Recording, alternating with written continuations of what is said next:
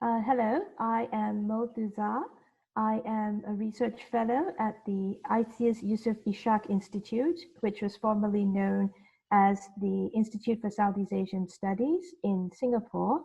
I am from Myanmar. I'm not good at predicting anything.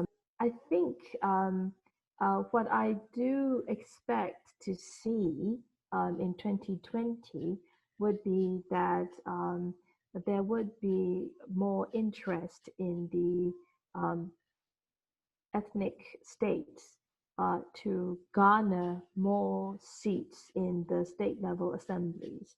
We've already seen several ethnic political parties in Cayenne and Mon State, for example, merge together into one consolidated political entity so that they wouldn't be competing among themselves for votes.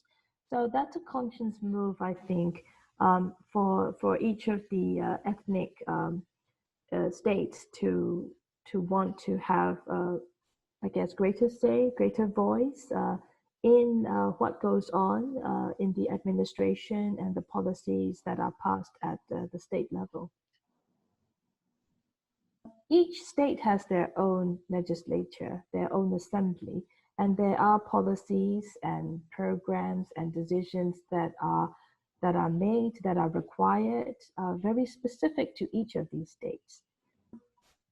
Myanmar's political system right now and the structure in the parliament currently already has to give 25% of the seats of the vote to the military.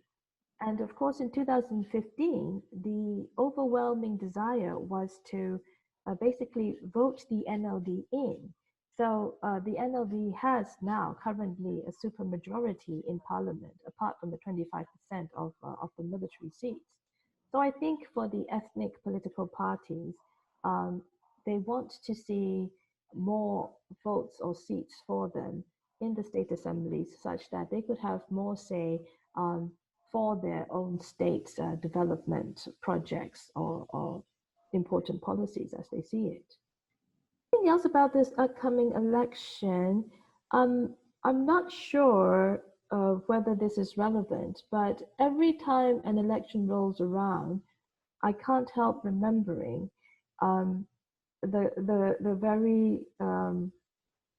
very significant political memory I have of my first, I guess, experience of an election in Burma.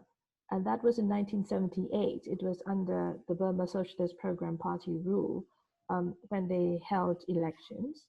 And the space in front of my grandfather's garage was requisitioned by the neighborhood committee to set up the polling station.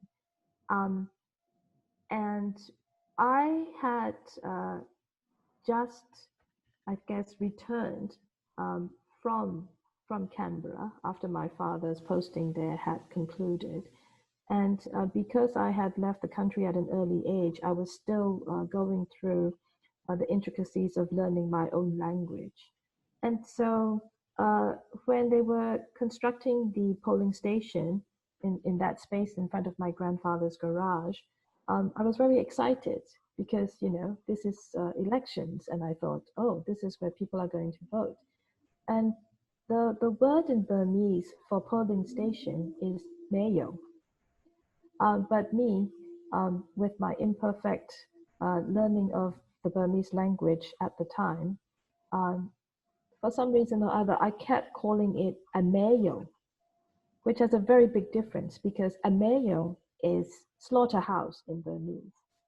And of course, I was going around saying there's a polling station in front of grandfather's garage, which basically translated to, yeah, there's a slaughterhouse in front of grandfather's garage, which amused the grown-ups no end. But then I guess, you know, slaughter of a different kind can happen in polling stations.